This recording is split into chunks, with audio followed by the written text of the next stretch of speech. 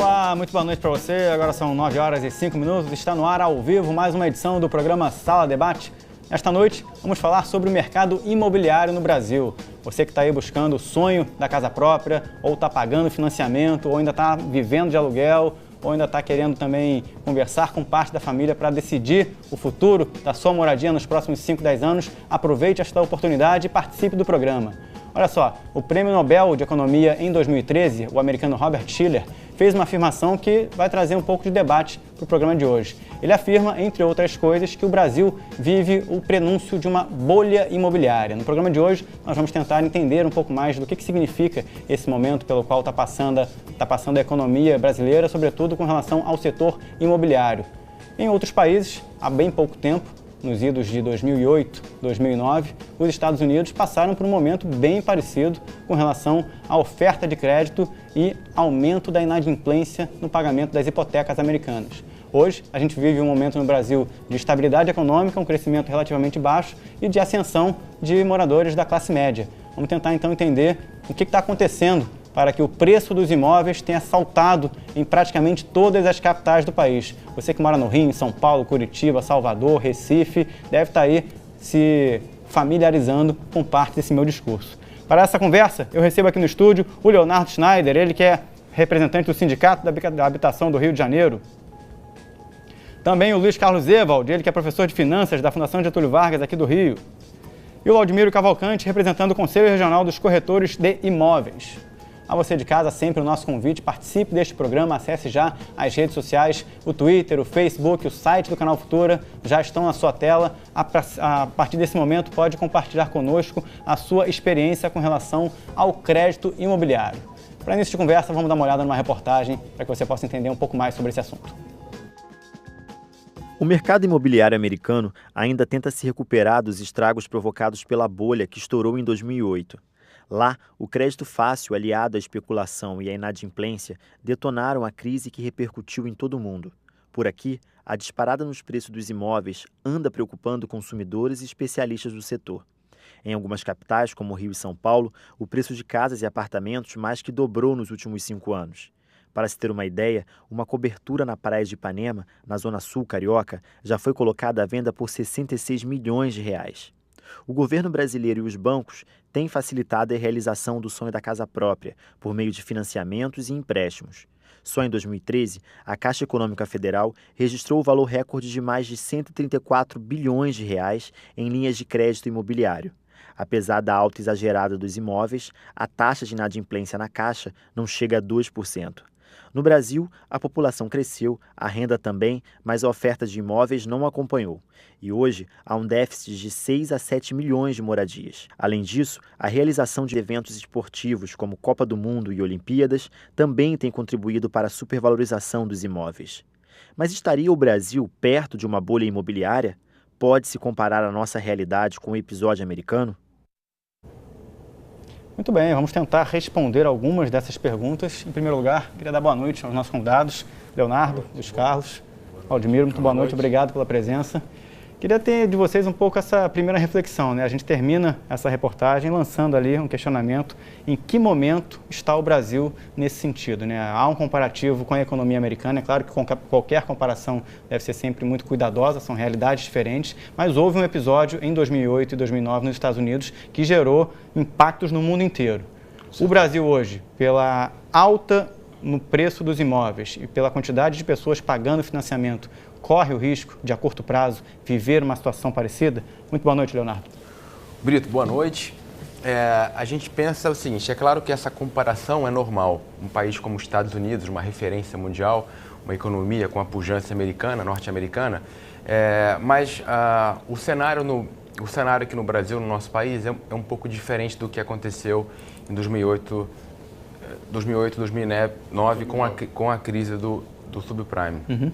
Na verdade, naquela ocasião, você teve assim, uma alta inadimplência lá fora, né? Assim, você conseguia financiar imóvel com uma facilidade muito grande e depois você vendia esse financiamento a bancos que vendiam a cliente. Teve uma alta, quando os juros variou nos Estados Unidos lá fora, você teve essa inadimplência e afetou o mercado financeiro como um todo, quebrando bancos, etc. Né? No Brasil, a gente tem um caso um pouco diferente. Como foi falado em relação ao déficit habitacional, existe essa situação no Brasil. O Brasil, recentemente, teve uma política apoiada pelo governo de financiar a casa própria, seja através do Minha Casa Minha Vida, seja através da Caixa Econômica Federal. Bancos públicos e bancos privados, né, oferecendo melhores condições para o financiamento imobiliário. E diferente dos Estados Unidos, o critério desse financiamento aqui, ele é muito mais rigoroso, ele é muito mais criterioso. Então você, apesar de você ter mais burocracia ou ter um tempo mais alongado, você acaba também tendo mais segurança nessa questão de análise de crédito, né?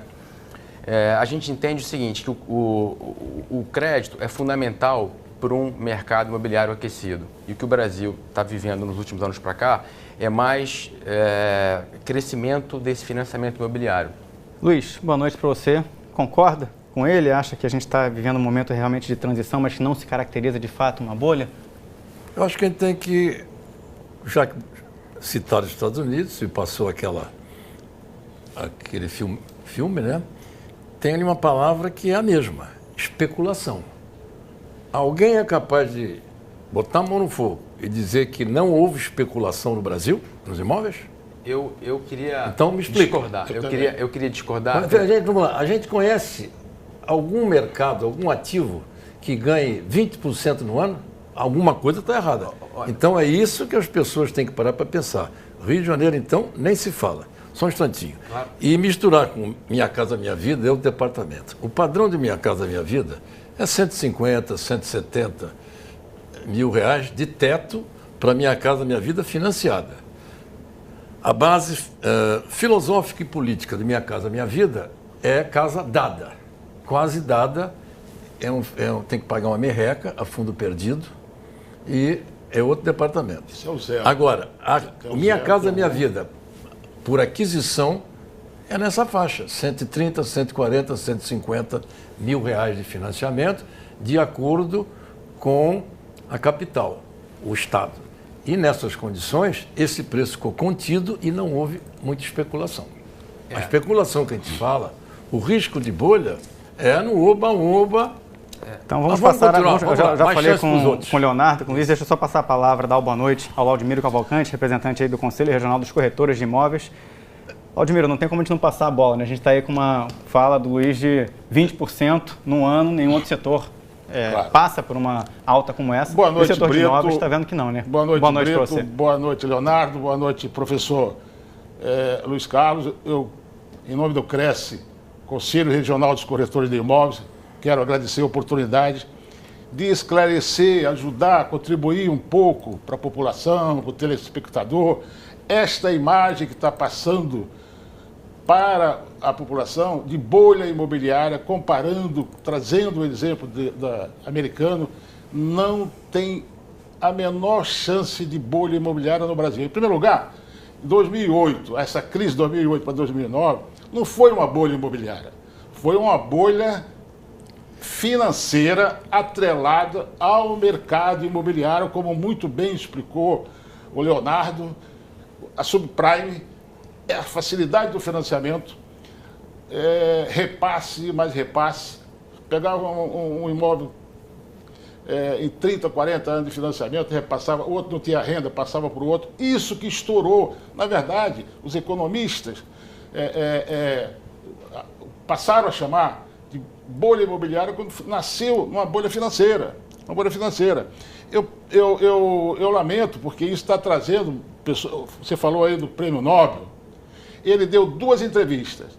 A primeira entrevista, que ele falou de possibilidade de bolha, ele falou embaixo, muito claro, que estava dando aquele depoimento sem um conhecimento profundo do Brasil. Eu tenho a segunda entrevista aqui que ele deu agora, depois da visita da Dilma. Ele teve aqui, está na minha envelope aqui, eu posso mostrar, onde ele já fala diferente, ele já elogia, ele já acredita em investimentos no Brasil, de modo que um país que tem um déficit de moradia de quase 7 milhões, sem contabilizar a parte comercial, salas, lojas. Então, existe uma lei muito antiga, conhecida de todos nós, nossos avós, que é a lei da oferta e procura. quando se fala aí em valorização, eu vou citar um exemplo claro, objetivo. A valorização da Tijuca em 2011 foi de 60%, mas na verdade ela não houve essa valorização, foi uma recuperação de preço. Foi a recuperação, 60%. Por quê? Porque entrou ao PP. Então são problemas regionais. Mas, Laudimiro, só me permita fazer um comentário. Se você afirma que é uma recuperação de preço, e obviamente cita, talvez para pessoas que não moram no Rio de Janeiro, a Unidade de Polícia Pacificadora, né, um programa da Secretaria de Segurança Pública do Estado do Rio de Janeiro para combater a violência em determinadas regiões. Só para fazer um fator. Porém, o IPTU dessas regiões não cresceu da mesma maneira como a valorização dos imóveis, correto? Não cresceu? Não, o preço do IPTU dessas regiões não cresceu na mesma maneira do que o valor dos imóveis. A Prefeitura não vê essa valorização com o seu próprio ato da UPP. Como é que isso se explica? Meu caro Brito, eu acho que está existindo aí um equívoco, porque tem muita gente na Justiça reclamando do acréscimo do IPTU e do ITBI. Eu conheço centenas de ações. Não na mesma proporção do que o valor do imóvel, né, Laudimiro? Não na mesma proporção. A porcentagem talvez não, né? No preço do IPTU. Sim. Mas eu falando de Tijuca, São Conrado foi assim, Botafogo foi assim. Isso aqui, meu caro, eu não quero nem falar nos investimentos por conta da Copa do Mundo, por conta das Olimpíadas. Não quero nem falar disso, porque isso aí, eu quero lembrar que essa cidade, hoje, todo mundo reclama do trânsito. Por quê? Porque virou um canteiro de obra. E nós tivemos 25 anos estagnados. 25 anos estagnados. Então, isso é uma recuperação. E eu estou citando a Rio de Janeiro, porque eu moro aqui, mas em outras cidades eu estou falando para o país, para o Brasil. O Brasil está vivendo um momento bom. O Rio de Janeiro está vivendo um momento de ouro. Nós não podemos perder essa oportunidade, comparando com o que aconteceu em 2008 com o americano. Aquilo ali foi inexperiência única, porque nós já passamos, você vai dizer, mas a economia americana, a maior economia do mundo deixou acontecer, nós já fomos vacinados. Eles são jovens, Leonardo é jovem, o professor é jovem, eu sou velho, mais velho. Eu vivi o tempo do BNH, Banco Nacional de Habitação, foi exatamente isso, a facilidade ali, todo mundo comprava, ele não lembra disso. Faça favor de não me adular, porque nós somos da mesma idade. Isso é muito gentil, Mas aí, os contratos de gavetas. Então, nós, brasileiros, nos orgulhamos disso, podemos dar lição para o americano. Deixa eu trazer então... Eu tive agora em novembro, num congresso americano. Olha, o que tem de investidores, corretores, preocupados. A Dilma não tinha nem falado ainda. Gente procurando o Brasil, o Rio de Janeiro, para comprar, para investir. Então, eu acho que o quadro não é esse. Nós passamos, infelizmente, a mídia está passando de forma errada, porque um economista que ganhou o prêmio Nobel, ele tem que ser respeitado, e é uma autoridade. Mas ele mesmo declara que estava dando aquele depoimento sem tanto conhecimento profundo. Sem ter conhecimento profundo. Então vamos lá, vamos trazer outras questões que a gente também poder ouvir na proporção da sua fala, nossos outros convidados, de maneira alguma. Luiz, existem sintomas que apontam que o Brasil está caminhando por um cenário diferente desse que o Laudimiro está apresentando ou não, na sua opinião? É realmente uma coisa setorial em relação aos imóveis. Por que só os imóveis subiram? Dizer que o Brasil está ótimo é propaganda para o exterior, porque não está mesmo. E outra coisa, a gente se fixar numa comparação com o problema americano é pouco. A gente tem que olhar, por exemplo, o que aconteceu no Japão na década de 80. Especulação imobiliária, o Japão pagou. Ficou 10 anos ruminando, sem crescimento, com taxa de juros zero e nada fazia ele sair daquele padrão. O que foi? Especulação imobiliária. A China está com um potencial de especulação imobiliária muito grande. Tem cidades fantasmas com um montão de imóveis. A gente sabe disso. E o que acontece no Brasil? Uma oferta incrível de imóveis, um tempinho para explicar diretamente o que é. A taxa de juros caiu. Quando a taxa de juros caiu, os bancos disseram assim, como é que eu vou ganhar dinheiro? Vou agora emprestar para crédito imobiliário, porque eu ganho mais, posso ganhar 12% ao ano, e agora não tem mais risco, porque os imóveis têm alienação fiduciária. Bobear, eu tomo deles. O que tem de imóvel Com aqueles feirões de caixa, o que é aquilo? Aquilo é um montão de imóvel tomado e um montão de imóveis de construtores que não conseguiram vender. Sinais suficientes para o Prêmio Nobel olhar e dizer: as ações das construtoras, eu peguei hoje para ver, caíram 50%, 60%, 70%, não é, seu participante do Secov? Foi? Por quê? Por que a Petrobras caiu uma barbaridade? Porque as moscas estão dilapidando o patrimônio da Petrobras. Faz com uma estratégia inacreditável. Compra caro e vende barato. Para quê? Para poder botar mais carro na rua. Pois é, então, nesse sentido, nesse Luiz, contexto, a gente tem que ver que o que há é especulação grande. Deixa só o Luiz concluir, para a gente poder trazer também. Eu vou passar a palavra para você. Mas deixa eu só acabar um instantinho com outra coisa. O final meu, tudo disso aqui que eu posso dizer, é o seguinte: quem quiser comprar imóvel agora, relaxe, fique quieto, porque o risco é grande. Porque subiu muito. Tudo que subiu 200%, sai fora. Agora, Leonardo, quais e são os o aluguel tornou-se novamente muito mais barato do que a compra. Exatamente, tem muita gente pensando nisso. Quais são os pontos, Leonardo, na sua opinião, que garantem uma segurança em relação a uma possível bolha imobiliária? É claro que a gente está aqui analisando a não conjuntura de uma bolha. Mas quais são esses pontos que garantem essa segurança? Vamos lá. O mercado de compra e venda de imóvel é o mercado da lei da oferta e da procura. O que aconteceu nos últimos 5 anos, teve um aumento de demanda muito forte. Esse aumento de demanda, você teve fatores como renda do brasileiro, que aumentou, você teve crédito, como a gente falou, você teve assim, uma capitalização das construtoras que durante muito tempo não lançavam ou não tinham produtos adequados a uma certa parcela da população. E isso facilitou muito, porque você tem um déficit habitacional muito grande, né? E aquelas famílias ou pessoas que gostariam de comprar imóvel não tinham capacidade de comprar à vista, né? Isso fez com que elas entrassem nesses financiamentos, comprassem seus imóveis, isso a nível Brasil. É claro que a nível de Rio de Janeiro teve uma característica mais peculiar. O Rio de Janeiro fica espremido entre o mar e a montanha. Então, assim, teve esses eventos vai ter os eventos esportivos como Copa do Mundo, na verdade, só o Maracanã ali em torno, Olimpíadas, que esse é o grande foco aí da cidade nos próximos anos, e aí você teve investimentos em transporte, que afeta diretamente o mercado imobiliário, investimento em segurança pública, como ele bem colocou o Cavalcante, em relação ao PP. Isso resgatou regiões, resgatou áreas, né? Isso a gente pode replicar para o Brasil também, né? Quando você tem investimento de transporte, comércio, shopping center, segurança pública, valoriza o mercado imobiliário com mais crédito.